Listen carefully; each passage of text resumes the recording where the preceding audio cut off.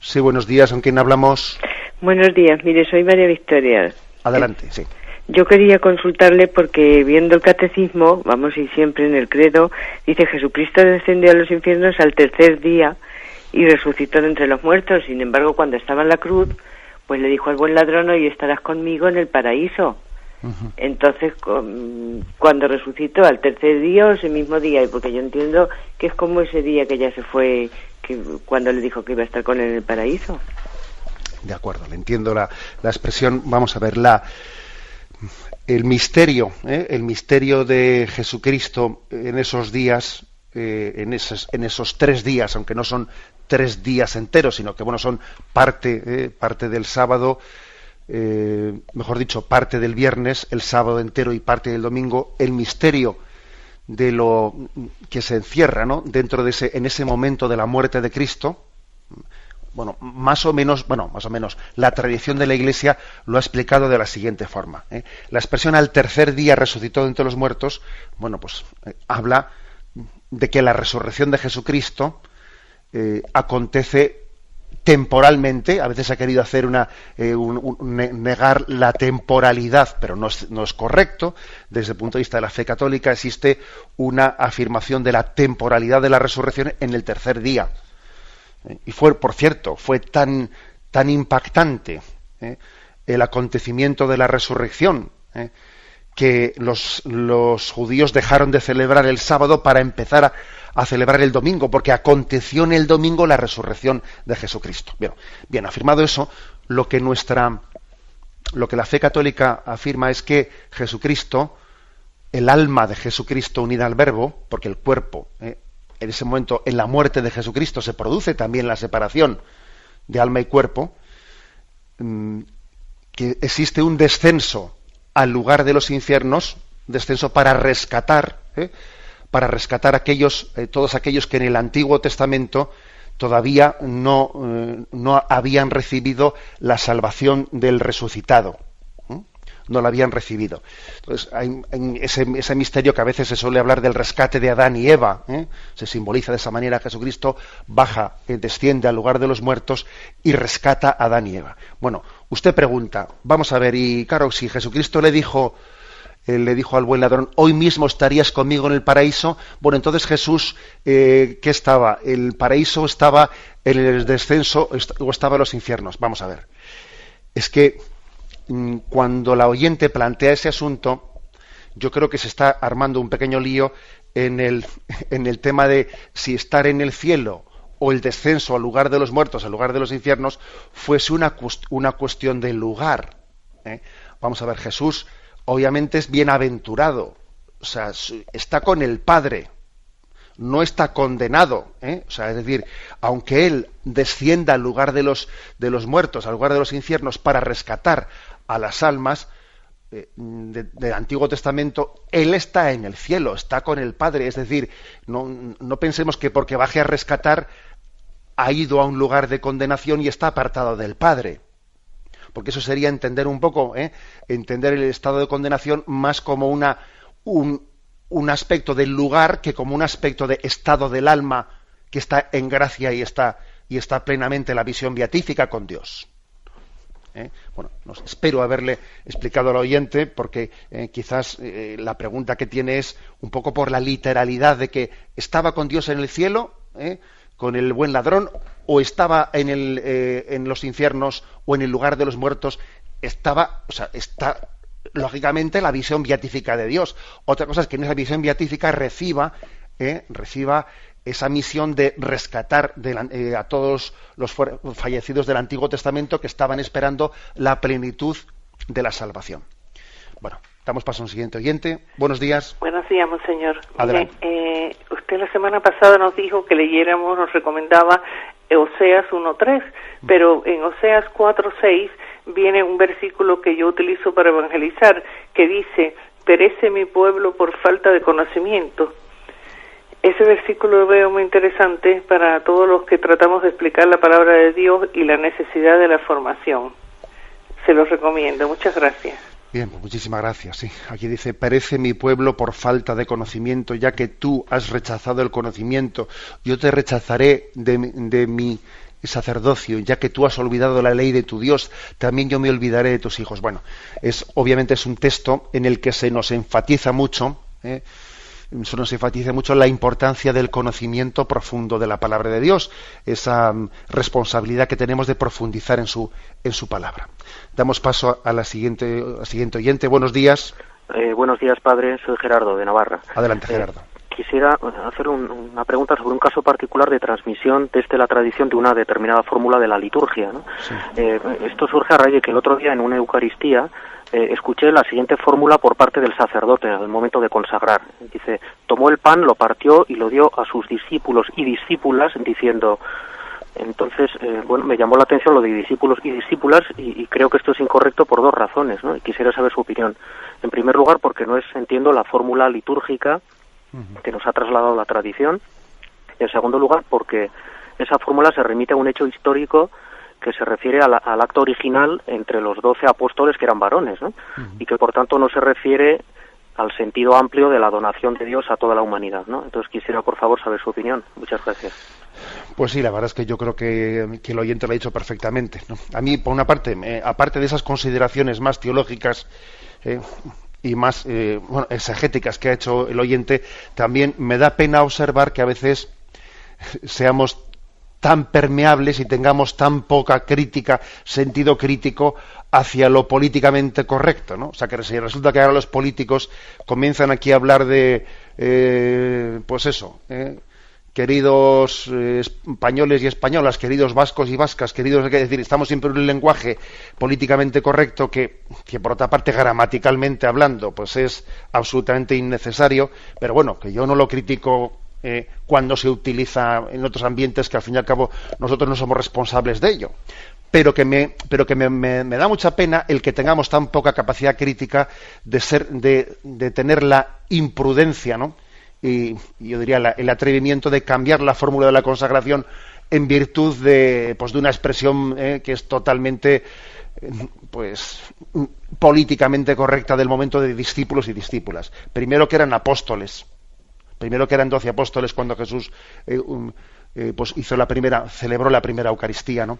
Segundo, que incluso modificando, la modificación unilateral, porque una cosa es que uno pueda cometer un error, un sacerdote pronunciando las palabras de la consagración puede cometer un error, un traspiés, pronuncia mal una palabra, lo que sea, y también la Iglesia suple nuestras carencias, y por supuesto no se va a poner en peligro la consagración por el hecho de que alguien cometa un error pronunciando una palabra, pero fijaros, no sé si se puede decir lo mismo cuando nosotros por nuestra cuenta y riesgo cambiamos la fórmula de la consagración intencionalmente e ideológicamente. Ponemos en riesgo no únicamente el cumplimiento o incumplimiento de la disciplina de la Iglesia, sino que la Iglesia puede decir que si hacemos eso no podemos garantizar la autenticidad de la consagración. O sea, que por eso, eso lógicamente es grave. Lo que tenemos que hacer, rezar por el sacerdote, hablar con él, porque yo pienso que también si existe, cierta posibilidad o capacidad de hablarlo, pues hay que hablar con él, o igual también hablar con el obispo, porque es un tema serio, el que cambiemos la fórmula de la consagración. Damos paso a un siguiente oyente. Buenos días. Buenos días. Adelante. Señor, mire, yo soy Eva, soy mexicana. Uh-huh. Entonces también tengo otra amiguita mexicana, pero que está alejada de la iglesia, y entonces yo muchas veces la he invitado, pero pues no, se niega, ¿no?, a asistir. Nada más que me dice, tú sabes bien que que Dios es un extraterrestre. Le digo, no, pues ¿cómo puedes decir eso? Y le digo, pues tú acércate a Dios y escucha alguna plática bíblica y eso, le digo, para que tú salgas de dudas. Yo no te puedo sacar de esa duda. Y entonces por eso es que yo me acerco a usted, padre, para que ella también yo pueda decirle algo, pueda contestarle. ¿Por qué dice ella eso? Bueno, ¿qué es lo que podemos decir? Pues hombre, hay que tratarla con cariño, con paciencia, porque igual, pues no sé, también si nos reímos de que alguien diga una barbaridad de esas, es verdad que también hoy en día, como el papel lo aguanta todo, pues también se ha publicado por ahí, ¿no?, pues algún libro hablando de que si Jesucristo es un extraterrestre. Bueno, Es decir, que hoy en día se puede llegar a escuchar de todo, de todo. Base escriturística, pues absolutamente ninguna, pero se quiere citar algún texto del Antiguo Testamento que habla de el Hijo del Hombre que vendrá desde las nubes, y se suele coger algún pasaje del Antiguo Testamento queriendo interpretarlo literalmente, que obviamente es hacer el ridículo, Pero vamos a ver, creo que esa persona, al margen de rebatirle desde el punto de vista pues un poco exegético o científico, la clave está en que todavía no ha descubierto que Jesucristo no es una teoría, sino que es alguien que viene a pedirle su conversión. Porque mientras que hablemos en esos términos de que uno lee un libro esotérico, etcétera, en el fondo no nos hemos abierto a la llamada de Dios real en nuestra vida. Jugar a esas teorías esotéricas, en el fondo, es no ponerse delante de Dios de una manera real, es hablar, jugar, teorizar, es decir, bobadas, pero detrás de esas bobadas no únicamente hay errores intelectuales, sino que no hay una disposición en la que yo le pido a Dios que ilumine mi vida, y obviamente me pongo en tesitura de conversión. También creo que eso es importante. Sí, buenos días. ¿Con quién le hablamos? Buenos días, con Araceli de Anca, soy de Madrid. Mire, yo le quiero preguntar, aquello de que dice el concilio, de lo que aquellos que incumplen, que inculpablemente, que se salvan, pero que sin culpa no llegan todavía al claro conocimiento de Dios, se esfuerzan por la gracia divina en alcanzar la vida eterna. Esto se salvan a través de la Iglesia, ¿verdad? Ya, de acuerdo. Es interesante lo que pregunta la oyente. Vamos a ver. Cuando dice el Concilio Vaticano II que la salvación de Dios pues tiene unos medios ordinarios que Cristo ha querido que sean los medios de plenitud, que son los sacramentos, etcétera. Bueno, pues también dice el Catecismo, también dice el Concilio Vaticano II que también las personas que inculpablemente no han podido, no han conocido los sacramentos de la Iglesia, la palabra de Dios como el camino de salvación, aquellos que inculpablemente, por su parte, pues bueno, no han conocido tal cosa y sin embargo son fieles a lo que en su conciencia han conocido como verdad, también podrán ser salvados en la medida en que en su conciencia han conocido, o sea, en su conciencia han sido fieles a lo que conocían como verdad. Bueno, pero la oyente dice, bien, pero de alguna manera ellos también se han salvado gracias a Cristo y gracias a la Iglesia. En efecto, ellos conocerán, aunque no han conocido a Cristo, no han conocido a su Iglesia aquí, o no las han conocido como verdaderas, y simplemente ya han sido fieles a su conciencia, conocerán cuando estén en Dios que es Cristo el que les ha salvado, que es la redención de Cristo la que les ha obtenido la salvación, y conocerán que la Iglesia es el cuerpo de Cristo, ha sido el cuerpo de Cristo que ha rezado por ellos, que ha ofrecido el sacrificio de Cristo en la Eucaristía, es decir, que no se han salvado al margen de Cristo y al margen de la Iglesia, no, se han salvado por Cristo y a través de la Iglesia como instrumento de Cristo para la salvación, incluso aunque no hayan pertenecido físicamente a los inscritos en los libros del bautismo de la Iglesia, porque la Iglesia tiene unas fronteras físicas, que son, bueno, pues los que pertenecemos a ella de una manera formal, pero también tiene unas fronteras espirituales que van más allá de las fronteras físicas. Y la Iglesia reza todos los días por los difuntos. No solo dice, te encomendamos a los difuntos católicos que murieron después de haber sido bautizados. No. La Iglesia pide por todos los difuntos. También por los no cristianos, y por los musulmanes, y por los otros, y por los otros. O sea, es decir, que la tarea de la Iglesia de ser instrumento de salvación está dirigida a todo el mundo, no solo a los que forman parte de los bautizados entre nosotros. Adelante, vamos a un siguiente oyente. Buenos días. Hola, buenos días. Sí, adelante, le escuchamos. Mire, ayer habló usted de la teología arrodillada. Sí. Bien, yo sencillamente quería hacer un comentario breve. No hay teología sin filosofía, no hay teología que pueda tener tal nombre si no hay un conocimiento de la filosofía. Sin embargo, como dijo usted sobre las disquisiciones metafísicas y complicadas, ¿no? Yo diría que la filosofía, no toda filosofía es anticristiana, hay filosofías y troncos enormes de la filosofía que son muy cercanas al cristianismo, y muy útiles. Desgraciadamente, en los tiempos actuales, digamos que la filosofía que hay, pues sí, se está cultivando más una filosofía anticristiana, pero históricamente hay enormes troncos de la filosofía que son muy cercanos, ¿no? Y a pesar de que la teología, efectivamente, tenga que ser arrodillada, pero tiene que ser arrodillada junto con la filosofía, Es decir, no se puede hacer, creo yo, en mi opinión, una teología al margen de eso, ¿no? Perdone, muchas gracias. Bien, gracias a usted. Sí, bueno, no recuerdo muy bien en qué sentido hablé del tema de la teología arrodillada, pero la verdad es que, por supuesto, eso no está contrapuesto. Es otro tema, además de, no en vez de.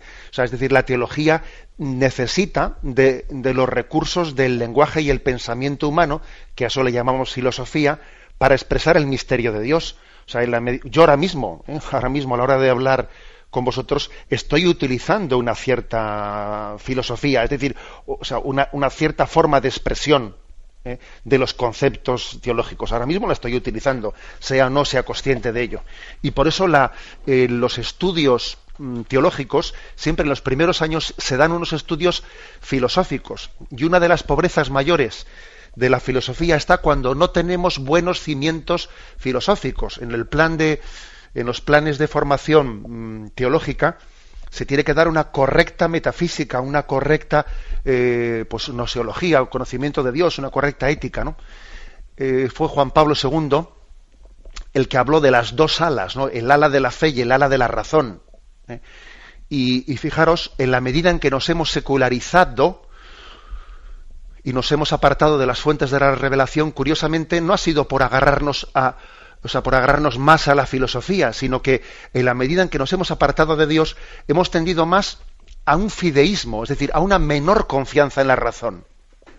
Santo Tomás de Aquino y los teólogos que han sido para nosotros auténticamente emblemáticos, tenían bastante más confianza en la razón que lo que tiene la filosofía relativista actual, que es mucho más fideísta y no tiene tanta confianza en la razón como tenía pues Santo Tomás de Aquino y todos aquellos teólogos de la tradición católica. Por lo tanto, no es verdad que haya a más fe menos razón, o a menos fe más razón. No, eso es una falsedad.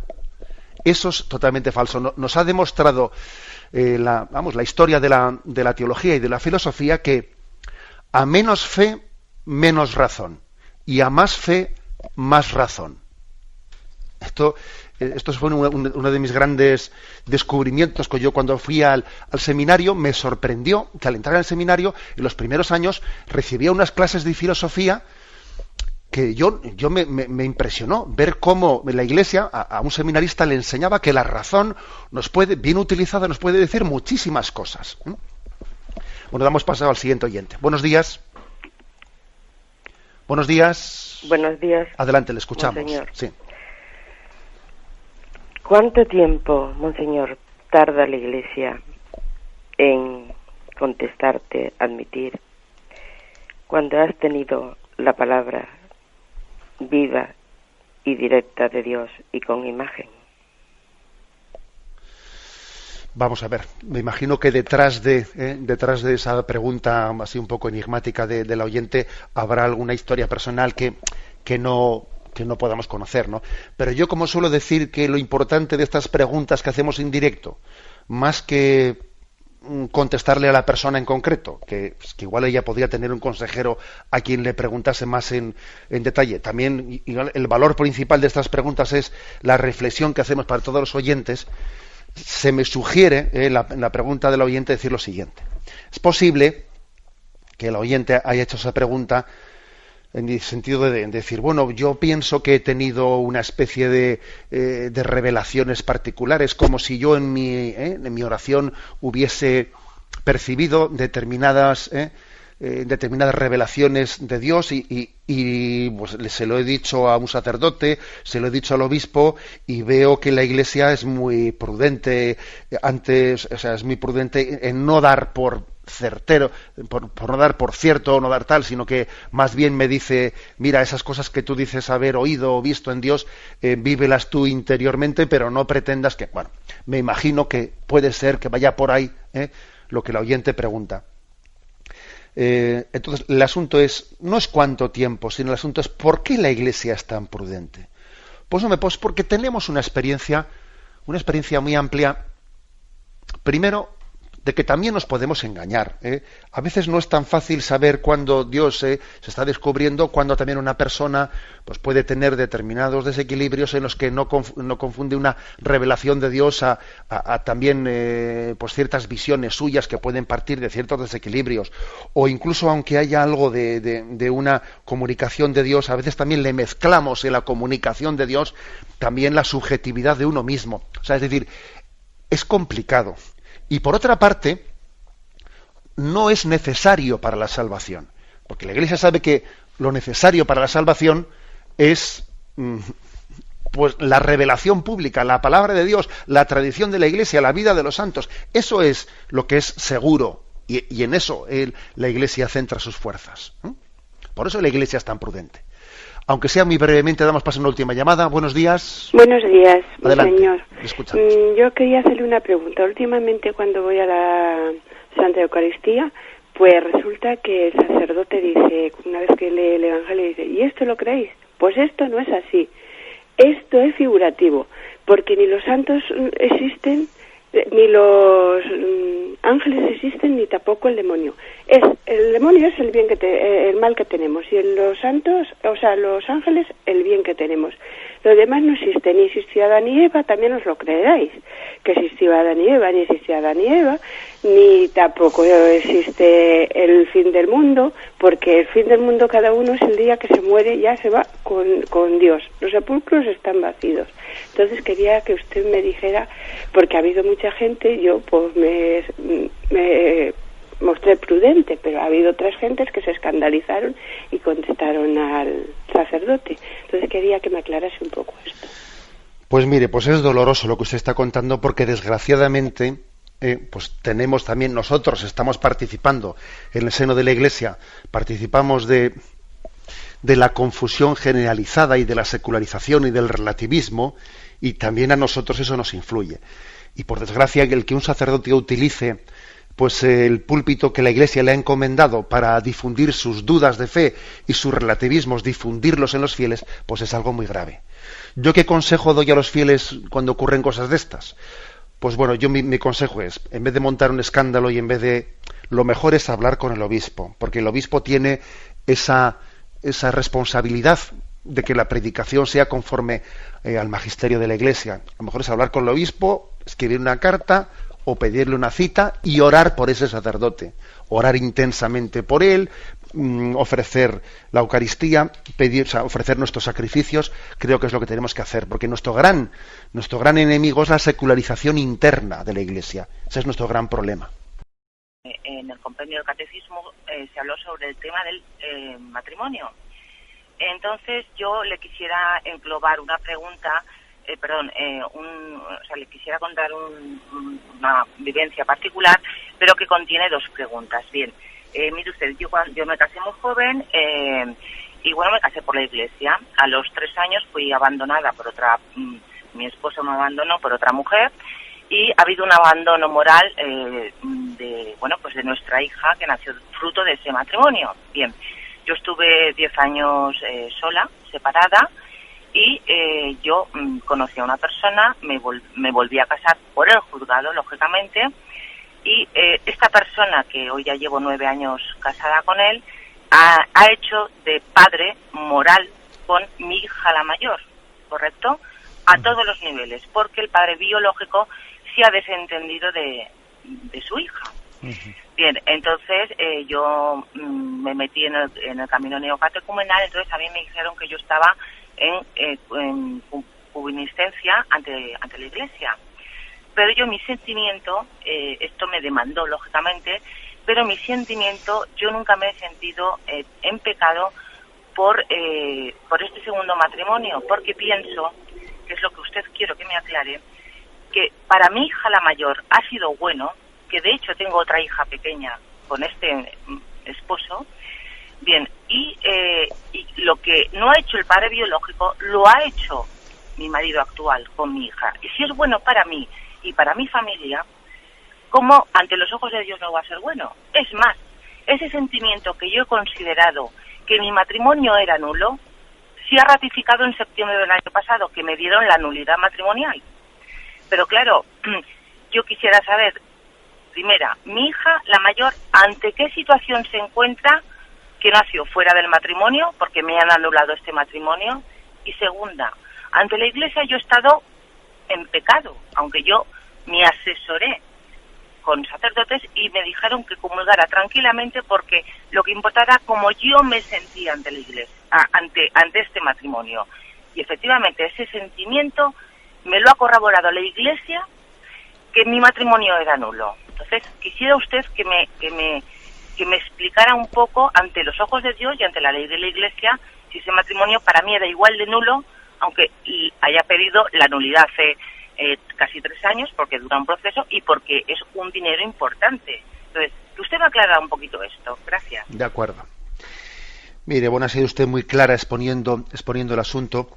Vamos a ver, yo le diría, creo que usted debía, bueno, creo que es algo más que una creencia personal de José Ignacio. No me atrevería yo de hablar así a título únicamente de opinión personal, ¿no? Sino quiero también hablarlo, pues hombre, con la autoridad de la Iglesia y viendo cuál es la doctrina de la Iglesia y su predicación. Pienso que debía, en ese tiempo en el que usted ha esperado hasta llegar esa nulidad, ese tiempo, esos procesos de nulidad que a veces se alargan más de lo que uno quisiera, pienso que usted debía de haber esperado ese tiempo, consciente de la contradicción en la que usted estaba, porque hay evidentemente una contradicción con la palabra de Dios que nos dice que el que abandona a su esposo o a su esposa y se casa con otra, claro, usted me dirá, pero yo no le soy el que le ha abandonado, he sido abandonado por sí, pero el hecho de que yo haya padecido un pecado, o sea, el hecho de que yo, ahora es verdad que en este caso parece que subjetivamente hablando uno es víctima más que agresor de la ruptura matrimonial, es verdad, pero al mismo tiempo el hecho de que yo la haya padecido no me da derecho a pagar con la misma moneda que haya hecho mi ex marido, ¿no? O sea, pienso que usted tenía que haber sido consciente de la contradicción en la que ha vivido y debía de haber seguido a Jesucristo escuchando su palabra, etcétera, sin haberse acercado a recibir la comunión, porque ese no acercarse a recibir la comunión es una conciencia de que existe una contradicción que está pendiente de ser resuelta. Claro, usted me dice, bien, pero ahora cuando la Iglesia me ha dado la nulidad matrimonial, no sé, yo me he sentido corroborado, he visto que la Iglesia ha corroborado lo que yo sentía. Bien, pero mire, nosotros no tenemos que poner por delante nuestra subjetividad, lo que yo sentía, porque también podía haber ocurrido lo contrario, podía haber ocurrido que igual no me hubiesen dado esa nulidad. Es decir, nosotros tenemos que no anteponer nuestro sentimiento, sino tenemos que anteponer nuestra confianza en el juicio de la Iglesia. Porque también podría haber ocurrido que el juicio de la Iglesia no hubiese corroborado mi sentimiento. Bueno, es verdad que ahora ya ha llegado esa nulidad y usted tendrá, si no la ha hecho ya, la posibilidad de, igual ya se habrá casado por la Iglesia, etcétera, etcétera. Bien, y por lo tanto esta cuestión, alguno podría parecer que ya es asunto pasado, pero no, yo sí que le aconsejo a usted que haga una lectura humilde de todo lo ocurrido. Porque es que no es, aunque diga usted que a un sacerdote se lo aconsejó, pues con todos mis respetos, ese consejo que usted recibió no era conforme, ¿no?, al entender y al sentir de la Iglesia. O sea, no tenemos que poner por delante mi sentimiento, mi intuición, y luego a ver si la Iglesia me la corrobora. No, sino que yo humildemente reconozco que hay una contradicción, sigo siguiendo al Señor, el no comulgar es un signo de humildad y confío y espero en el juicio de la Iglesia. como finalmente ha llegado y usted pues también ha recibido en ese momento. Yo mi consejo es que también haga usted una lectura de humildad, no anteponer la subjetividad, no anteponer mi sentimiento, porque muchas veces vemos que nuestro sentimiento es, seguro que su marido primero, que ya no lo es porque quedó anulado el matrimonio, lo mismo también hace una explicación de subjetividad en la que él se siente confirmado. Bien, con respecto a la situación de su hija que usted ha preguntado, bueno, pues la situación de su hija no tiene ningún problema.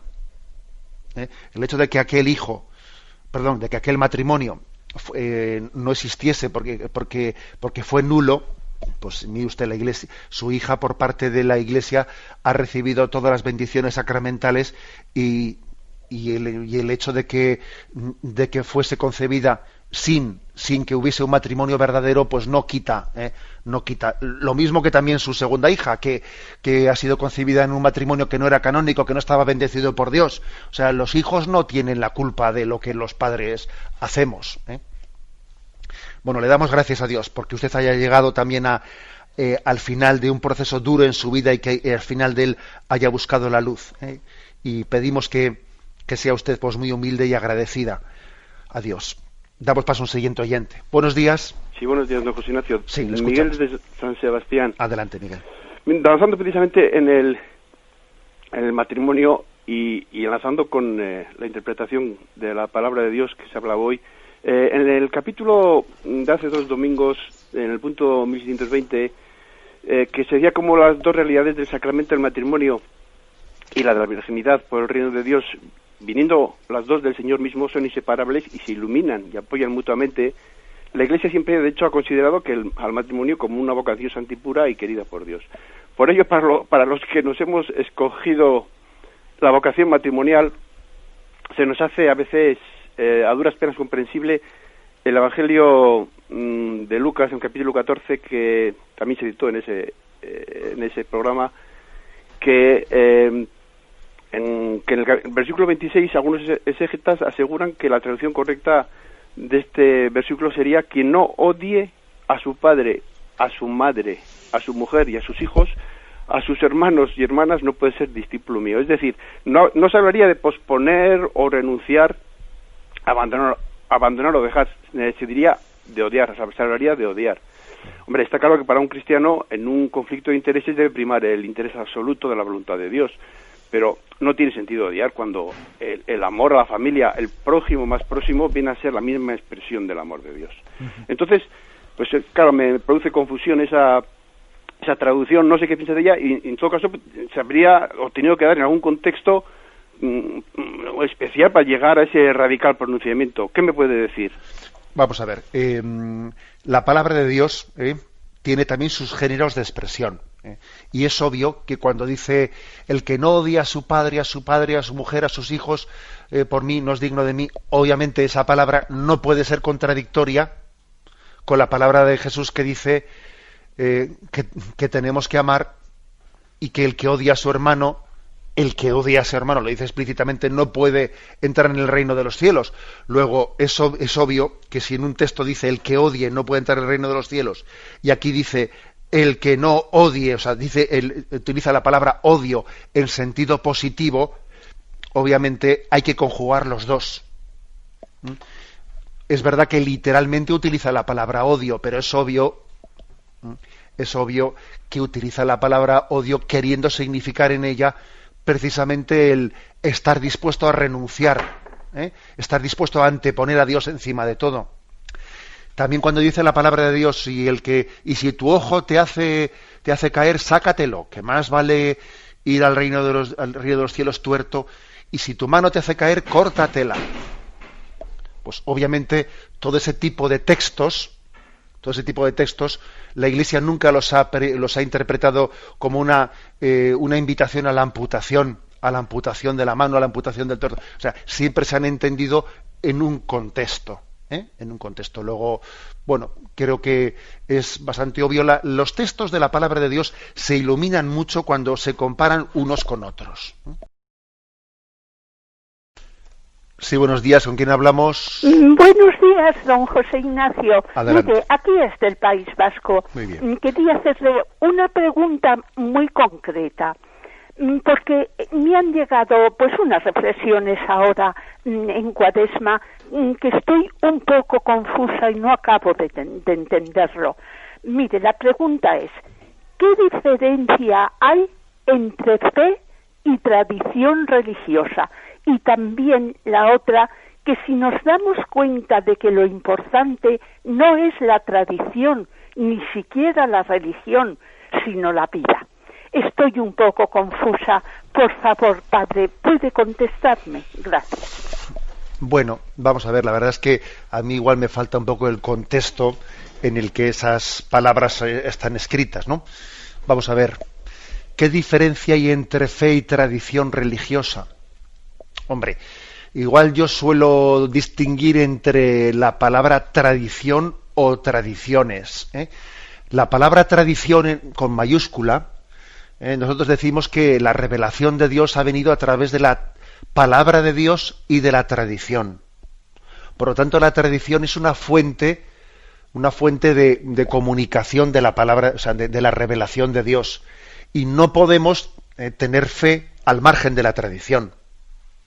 Ahora, igual hay que distinguirlo de las tradiciones en el sentido de que nosotros a veces solemos confundir la tradición con algunas tradiciones nuestras, en el sentido de que, pues por ejemplo, igual a uno le cambian una costumbre de la procesión de su pueblo o tal o cual, ¿no? Y se pone nervioso y como está un poco, pues igual demasiado apegado a algunas formas concretas en las que ha hecho las cosas siempre, pues por ejemplo, estaba leyendo yo estos días, he escuchado pues que ha habido un enfrentamiento entre unas cofradías en no sé qué lugar de España que se han enfrentado porque les parecía a los de la cofradía de la Virgen María que era una provocación que la cofradía del Cristo pasase por delante de la sede de la otra cofradía, porque siempre se había hecho por otra calle.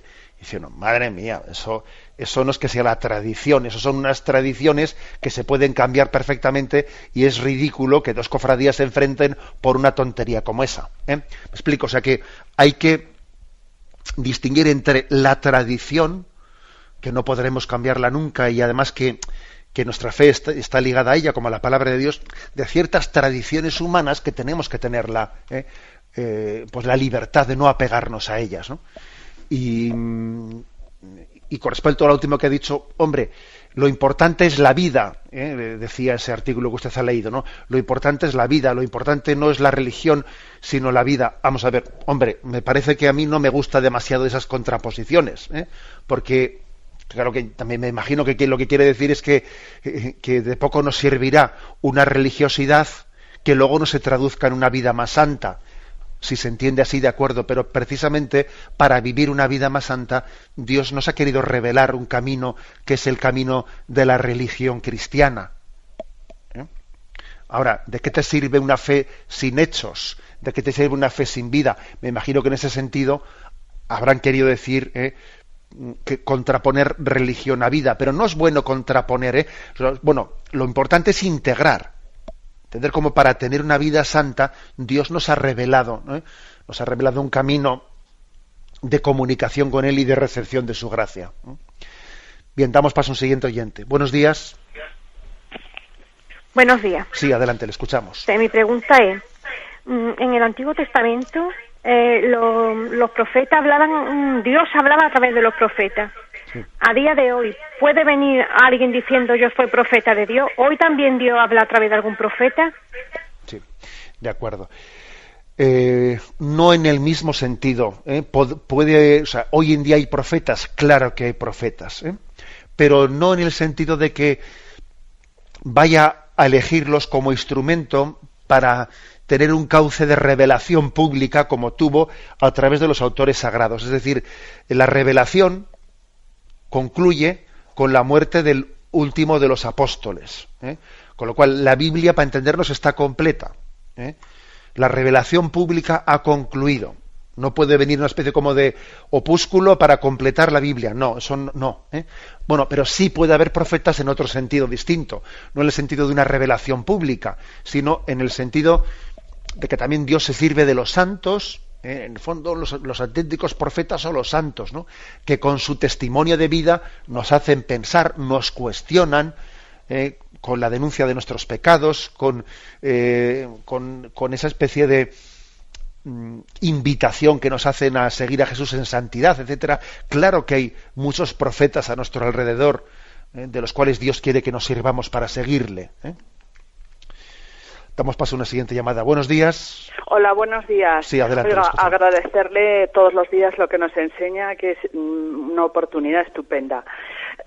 Yo querría preguntarle lo siguiente. El otro día, en una charla en la que había un sacerdote, se plantearon varias preguntas y una de ellas era en torno a los milagros. Entonces, la persona que preguntaba, era un poco a lo mejor mi pregunta también, se hizo ella eco de ello, dijo que en los milagros realmente el sacerdote respondió que hay que verlos en un contexto, que es un estilo literario en el que se agrandan las cosas, en que los panes a lo mejor no eran tantos panes, o incluso dedujimos un poco que los milagros no eran tales, sino que tienen otro sentido. Entonces esta persona que había hecho la pregunta dijo al final, bueno, pero si realmente esto no se produce así, porque el sacerdote dijo, es que está escrito por hombres, y los hombres eso pues lo han agrandado o han variado algo y tal, pero claro, el Evangelio también nos dice que Cristo resucitó. Entonces, si los milagros, es lo que planteaba esta persona, no los creemos, la resurrección también está escrita por hombres, no fue Jesús el que escribió allí, o Dios ha resucitado. Entonces dijo, no, eso es otra cosa, por supuesto que eso es otra cosa, pero yo siempre he creído en los milagros y yo pienso que realmente pueden estar, no sé, pues algo cambiados, pero que los milagros existieron, porque si no, toda esa población que había que creyeron en Jesús de Nazaret, yo creo que en parte los milagros se produjeron para eso. ¿Usted qué opina? De acuerdo, bien. Ha sido su pregunta muy, muy clara, mientras que escuchábamos cómo despegaba un avión por debajo, por cierto. Vamos a ver, yo creo que hemos tenido un influjo de teología secularizada en las últimas décadas que ha llevado, desde una exégesis incorrecta y muy racionalista, ha llevado a poner en sospecha los milagros. Y eso no es correcto. Los milagros, la historicidad de los milagros, creo que es incuestionable. O sea, si uno quita de la Sagrada Escritura de los Evangelios, los pasajes evangélicos en los que Jesús dio testimonio de quién era, si no me creéis a mí, creed a mis obras, creed a mis milagros. Eso lo dice Jesús en el Evangelio de San Juan. O sea, no solamente sus palabras, sus actitudes, sino sus propias obras, sus signos, son testimonio de quién es Jesucristo. Luego, los milagros son una testificación de la divinidad de Jesucristo. Esto me parece importante, que luego los milagros pueden tener también un género literario en su forma de expresión, sí, pero no en el sentido de que niegue la historicidad del milagro, sino que lo pone al servicio. Por ejemplo, lo ponía al servicio de una catequesis. Por ejemplo, el Evangelio de San Juan, pues el milagro de la multiplicación de los panes lo ponía al servicio del discurso del pan de la vida, de la Eucaristía. O el milagro de la curación del ciego de nacimiento lo pone al servicio de la predicación de Cristo, del bautismo que nos da la luz de la fe. O sea, que es verdad que los milagros tienen un género literario que está puesto al servicio de la predicación de Cristo, pero no en el sentido de que el género literario invente el milagro. Invente el milagro. Y por cierto, esa pregunta que usted le hizo o que aquella mujer le hizo a ese sacerdote estaba muy bien hecha, porque claro, si negamos la historicidad de los milagros de Cristo en el Evangelio, ¿cómo vamos a es decir, porque luego también vienen algunos y niegan también la historicidad de la resurrección de Jesucristo? Esa pregunta está muy bien hecha. Además es que somos injustos, porque leía yo recientemente una interpretación exegética que decía, por ejemplo, lo siguiente, ¿no? El milagro de la multiplicación de los panes ante una multitud tan grande, independientemente de que luego también haya un género literario en él, ¿no? Pero ¿cómo ese milagro tuvo que existir históricamente?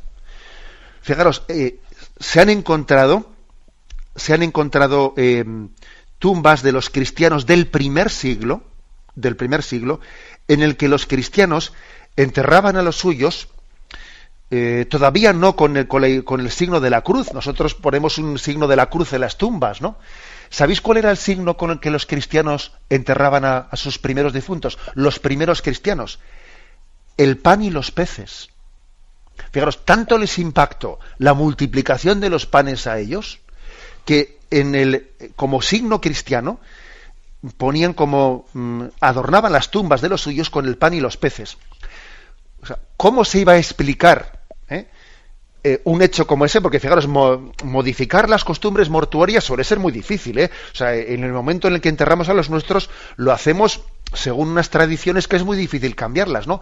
¿Qué aconteció en aquellos montes de Galilea para que los primeros cristianos introdujesen el signo del pan y los peces como iconografía del enterramiento de los suyos? Si aquello hubiese sido únicamente un género literario, una forma de hablar, si no hubiesen sido testigos de ese hecho milagroso, para rato iban a tener, ¿no?, esos signos en el enterramiento. Bueno, pongo un ejemplo, es decir, esto que acabo de hacer es una especie de argumento histórico crítico para también subrayar la historicidad de los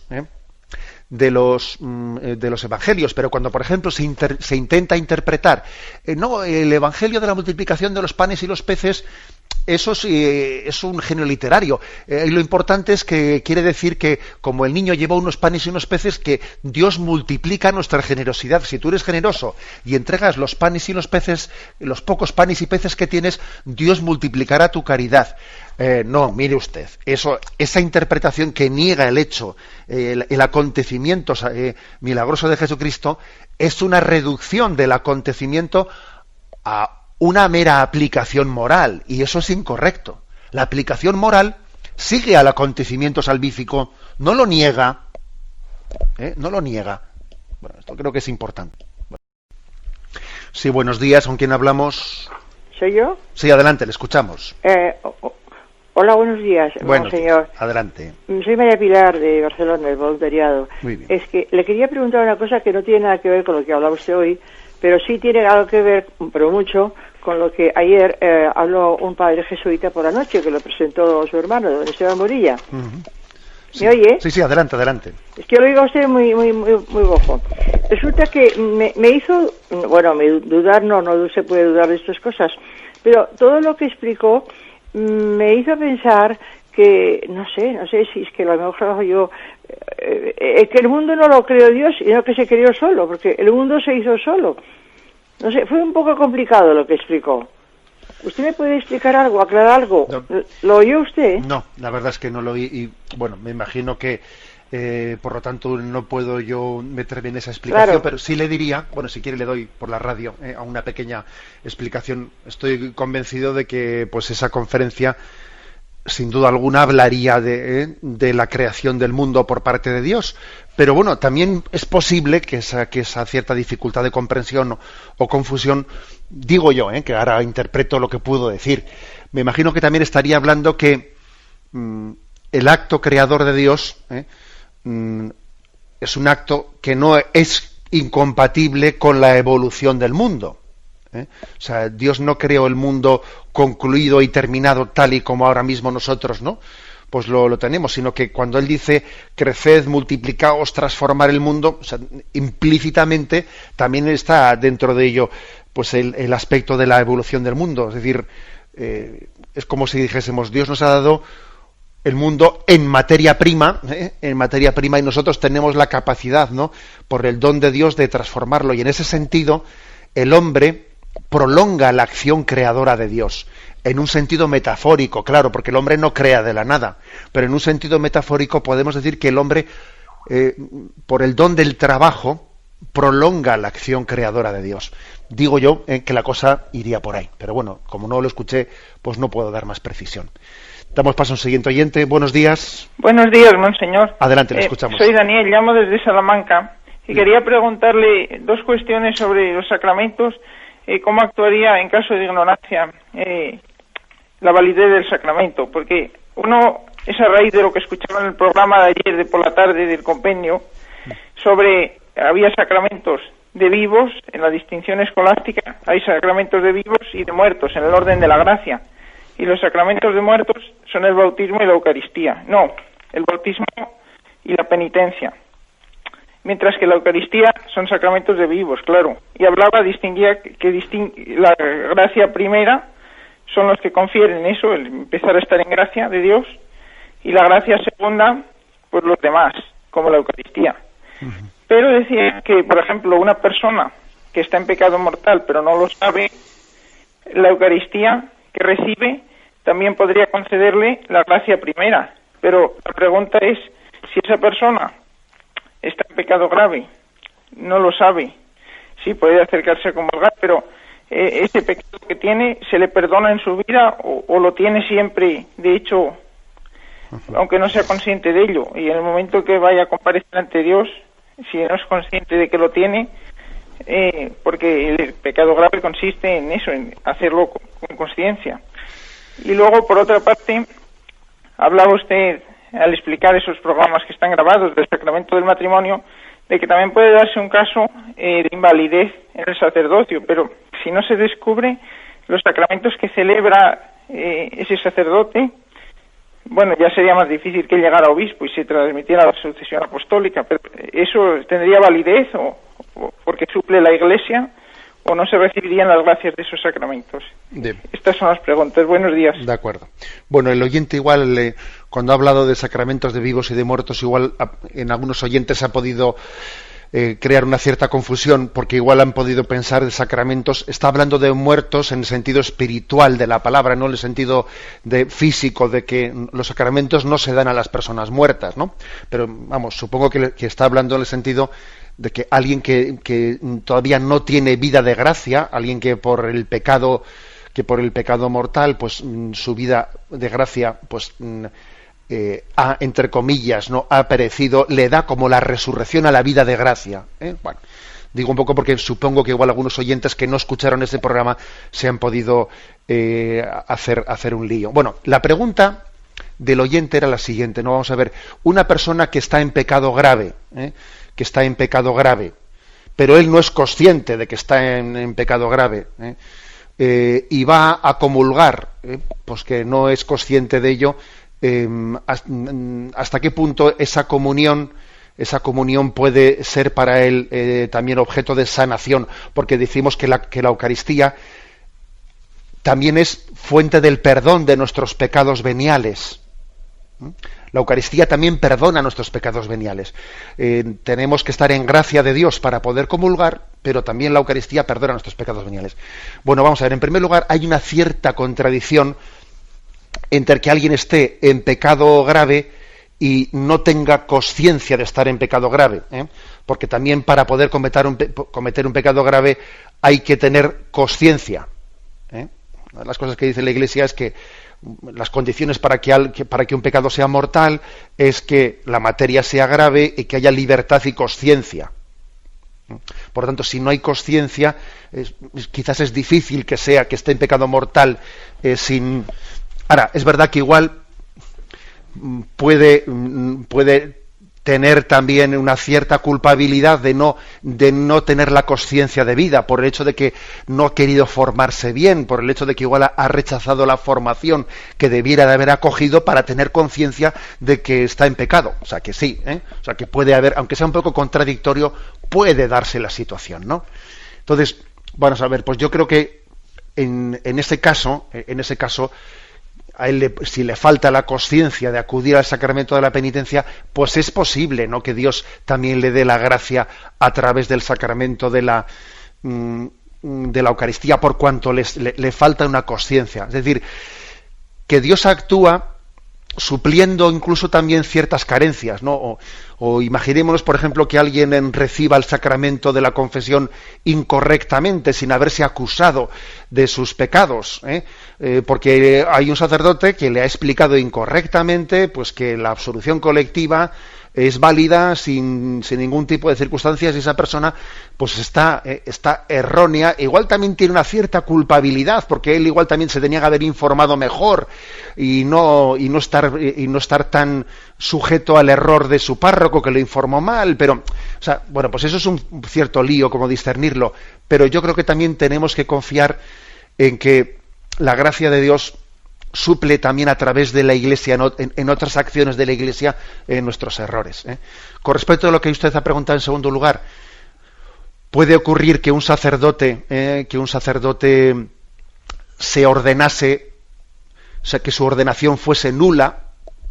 Desde luego estos casos son rarísimos, muy rarísimos, ¿no? Imaginemos que alguien fue ordenado sacerdote pues contra su voluntad o sin la libertad suficiente y por lo tanto ese sacramento haya sido nulo. Y entonces el sacerdote ese que celebra la Eucaristía, claro, al celebrar la Eucaristía, si no es sacerdote en realidad, si es nula su ordenación, pues entonces si consagra la Eucaristía, no la está consagrando, ¿no? Bueno, vamos a ver, pero mire usted, incluso aunque no la esté consagrando, la